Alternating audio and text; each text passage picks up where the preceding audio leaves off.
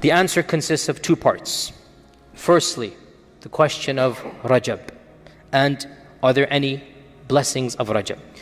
For these types of questions, we should always look to our famous icons of Islam, the people who are universally respected, the giants of our tradition, people like Ibn Hajar, Al-Nawawi, Al-Ghazali, Ibn Taymiyyah, and see if they have, what have they said about this issue. With regards to the month of Rajab, without a doubt, Rajab is one of the sacred 4 months, Al-Ashhur al-Hurum. And this means that it is the only month that is standalone. The other 3 months are, who knows, the other 3, there's 4 months of Hurum months. MashaAllah, yes, go ahead. No, sorry, nice try, and I like your enthusiasm, but you're not. Dhul Hijjah, Dhul Qa'dah, Dhul Hijjah and Muharram. Dhul Qa'dah, Dhul Hijjah, by the way, everybody should know this. This is a part of our basic Sharia knowledge. Minha arba'atun hurum. Inna iddata shuhuri inda Allah ithna ashara shahran. The number of months, this is in the Quran, the number of months that Allah has decreed is 12. Fi kitabillah. This is in the book of Allah, meaning in the Lawh al-Mahfuz. The day He created the heavens and the earth, Allah declared there should be 12 months. Minha arba'atun hurum. 4 of them are hurum months. 3 of those 4 are connected. Dhul Qa'dah, Dhul Hijjah and Muharram. 1 is standalone. This is the month we are in. So this month does have that blessing without a doubt. Now, does it have any other blessing? The 6 books of hadith, the famous books, do not mention any hadith about the blessings of Rajab.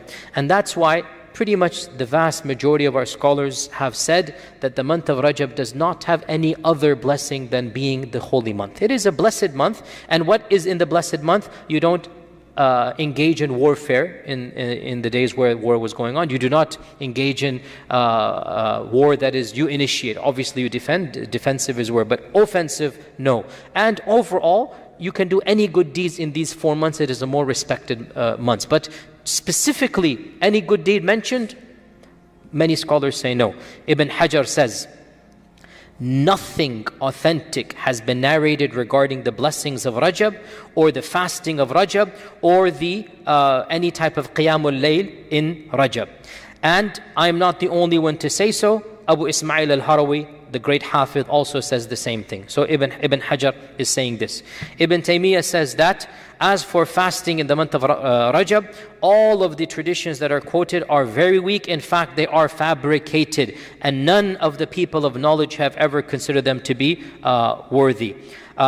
So there are some ahadith, as Ibn Taymiyyah says, all of them are fabricated or very weak. So there are some of them, but generally speaking, our mainstream ulama have considered these to be extremely weak. Of the narrations, I'll mention some of them. Of the narrations, and remember I told you, all of you should know, and one of the goals of this Q&A is to educate all of us. This is our knowledge, our religion, our sharia, our books of hadith. So by attending these lectures, I want to increase the general awareness of our religion. I mentioned many times that the books of hadith are a confusing thing for the non-specialist because there's so many of them. And I said that you should be aware that simplistically there are 3 tiers of hadith books. You have the elite, the creme de la creme. These are called the 6 books, Kutub al-Sitta, and you can add to them Musnad Imam Ahmad and Muwatta Imam Malik. These are like the famous books, okay?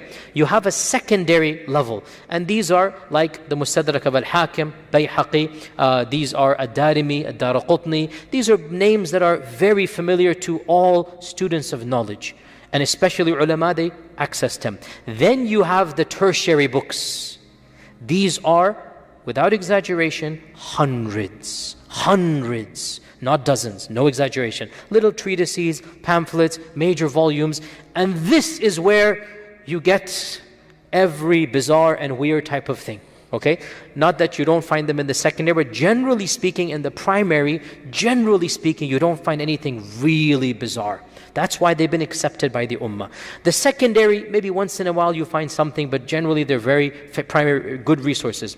The tertiary level, even advanced ulama generally don't have all of the books, and they haven't even heard of all of them, and they know they haven't heard of all of them. That's fine, that's the way it goes. Only those that are really specialists in hadith would be familiar with most of them.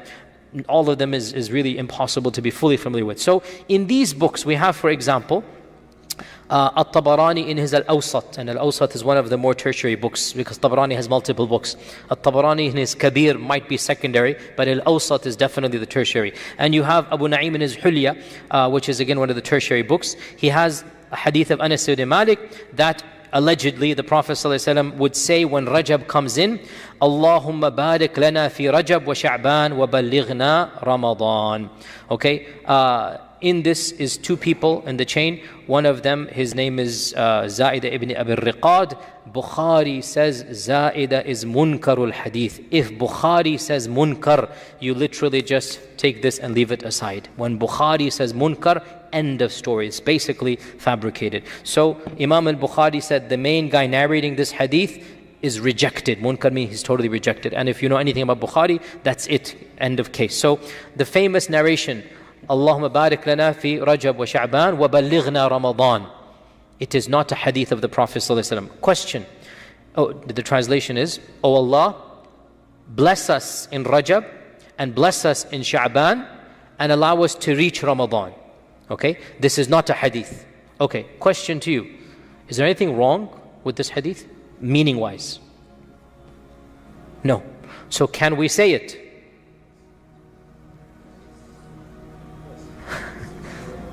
Why can we not say it when there's nothing wrong with the meaning? As long as we don't attribute it to the Prophet ﷺ. It's not a hadith. But the meaning is beautiful. Oh Allah, bless us in Rajab. In the month of Rajab, bless us. Oh Allah, bless us in the month of Sha'ban. Oh Allah, allow us to live to see Ramadan. No problem to say it. But don't consider it to be a hadith of the Prophet ﷺ. Of them is the hadith of, allegedly, hadith of Ali radiallahu anh. And just listen to the hadith and you know something is wrong. Where he says that the Prophet ﷺ said, the month of Rajab is a magnificent month in the eyes of Allah subhanahu wa ta'ala. Whoever fasts one day of the month of Rajab, Allah will write for him the fast of 1,000 years. MashaAllah, tabarakallah. And whoever fasts 7 days, the doors of Jahannam are permanently shut for him. And whoever fasts 15 days, all of his lifetime of evil shall be converted to good deeds. And an angel will cry out from the heavens, Allah has forgiven you, so it doesn't matter what you do. Now, you don't even need to be a scholar of hadith to say something is wrong with this hadith. Okay? Now, where is it narrated? It is in a book that I guarantee you even the majority of ulama have never seen or heard of. It's one of the very obscure books. Ibn Shaheen in his Fada'il. Ibn Shaheen is a person, he died 385 Hijran. Ad-Daraqutni says of him that he was a good man, but he made too many mistakes.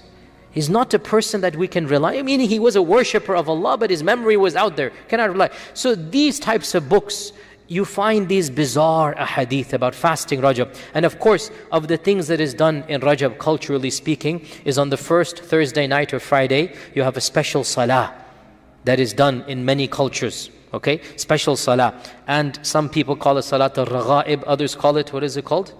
What is it called? Can somebody help me in Pakistan? What is it called? There's a term for it, I forgot. But you pray like extra, and there's a special procedure, and you read this, and you read 1,000 times that, and there's an elaborate mechanism that is done.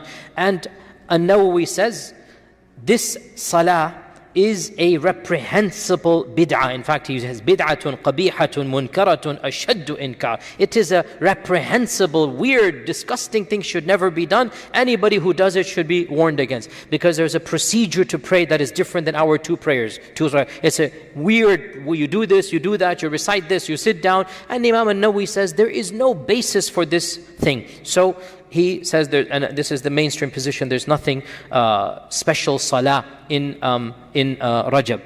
How about if somebody wants to pray tahajjud in Rajab? Why should we prevent somebody from praying tahajjud? And again, that's what I'm saying. We talked about this before, that if somebody wants to do a generic good deed, and he does it in a time frame that he thinks it's maybe more rewarding, this is where the controversy occurs. Is this bid'ah or not?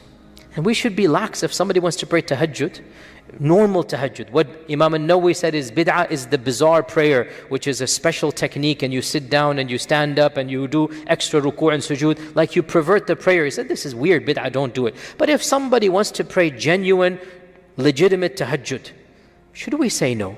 Okay, let him, alhamdulillah. It's better than me and you sleeping at night. At least he's doing some tahajjud. Not every single, so no problem with that. Now, another thing that people have a misconception is that on one particular day, I think it's the 15th or something, they say Isra al-Mi'raj took place, right? That's also the 27th. See, I don't know the bid'ahs that well, I'm sorry. My knowledge of bid'ahs is a little bit weak. So, I have Raghaib, Laylatul Raghaib, So they say that on the 27th of Rajab, Isra al-Miraj took place, and so they have extra deeds that they do over there. But from the books of Seerah, there is absolutely no indication that Isra al-Miraj took place in Rajab. In fact, if anything, Az-Zuhri seems to indicate that it took place in Rabi' al-Awwal. And Zuhri is the authority of Seerah. Died 127 Hijrah. And if anything, the most authentic thing that we have is that Isra al-Miraj took place in Rabi' al-Awwal. And even if it took place in Rajab, for us to do anything bizarre that is against the Sunnah, I'm not talking about a generic fast or tahajjud, this is any time we can do. But anything bizarre, we should not be done. So this is the first part, that there doesn't seem to be any special actions that are required to do, or any special beliefs of Rajab. But if somebody wants to do any generic good deed, of generic sadaqah, of tahajjud, of fasting, they can do it in Rajab, and they can do it in any month. We should not cause an issue with that. Now, I also wanted to get to the other issue, and then with that we conclude. Our sister, whatever her name was, I forgot. What was the name I said? Sorry. Sadaf. Sister Sadaf says that she's had an argument with, I'm assuming it's a cousin or uncle, it's caused some issues within the family. And I say, you see, this is actually a bigger problem than the question itself. Not knowing how to deal with this issue, to the point of it causing, looks like a boycott has happened, they're not talking to one another over an issue of an abstract nature. And this is something that we need to learn to overcome. Suppose your cousin follows another strand of Islam, another interpretation. See, I am mainstream Sunni. I've said this from the beginning. And I'm quoting people like Ibn Taymiyyah, Nawawi, Al-Ghazali, Ibn Hajar. These are our icons. We look up to them. But let's also recognize that there are other versions of Islam that they practice. I might not agree with it, but you cannot deny that they are there, can you? Right? And there are people that might not agree with you. So at what point should we have an argument and break off? Definitely not over the blessings of Rajab. Definitely not. If somebody wants to fast extra of Rajab, or even they want to do this bizarre prayer that Al-Nawawi said is a bid'ah. Okay. Al-Nawawi is saying it's a bid'ah, which means other people are doing it in his time frame. I disagree with those other people. I agree with Imam Al-Nawawi. But what do we do when your cousin looks up to the other group? What do we do? Do we boycott our blood and relatives? Do we have animosity with other Muslims? Before we get to that level, before you look at the differences, first look at what you have in common, then get to the differences. Do you worship the same God? Do you face the same qibla? Do you read the same book? Do you believe in the same prophet? Do you want to enter the same Jannah? If all of these check, then you get to the differences. Put that difference in perspective of the commonality as well. Please don't misunderstand. I just told you it is a bid'ah to do bizarre prayers in Rajab. I just said this. Now the second question, what do you do if your cousin insists that he or she is going to pray those prayers?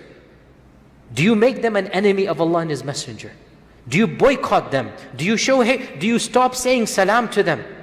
Once you can have a nice, gentle discussion. You can say, look, I'm not a scholar. I've asked the ulama and they quoted me Ibn Hajar, they quoted me An-Nawawi. I just quoted you. These great ulama. Not a single authentic hadith.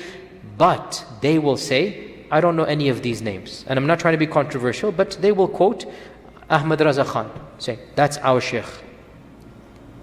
Or, for the other ethnicity, they will quote the Haba'ib chain. They'll say, oh, they have Fada'il Rajab. Or another, well, they're going to quote this tariqah one. This is my sheikh. I don't know your sheikh, I have my sheikh. Okay, can we blame this person for having an emotional connection with somebody and not having another connection with your whole galaxy of ulama? In this person's mind, they've become religious by this group. They've experienced iman and zuhd and ibadah from a group that they know, and it's made them better people. I disagree, I'm not preaching that to you. I don't do that version of Islam. But this group does. What do? We tell them this is our understanding, gentle, polite. If they accept, alhamdulillah. If not, they haven't committed kufr. They haven't left the fold of Islam.